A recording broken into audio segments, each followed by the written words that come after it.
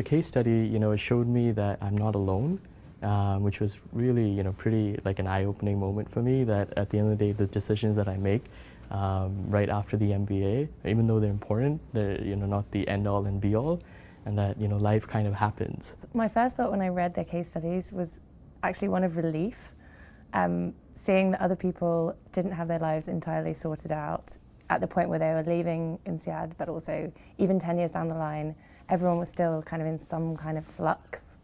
Nobody has figured everything out, and people were still exploring what they want to do and trying different career choices, and that was okay. So I guess that is something that I really, it was something I learned in writing my own narratives.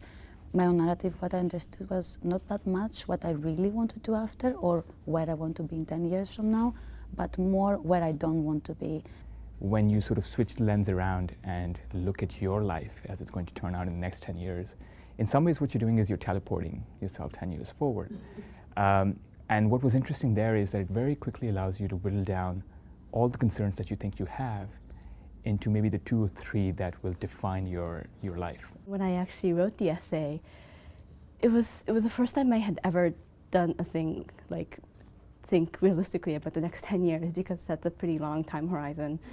And so it did make me really think about the possible things that could happen both in business life and personal life. And it just gave me a very good perspective of like what to expect, what could go right, what could go wrong. When you read the cases, you realize what is the important thing for these guys, what are they trying to tell us, and really what you feel is the importance of having a meaning.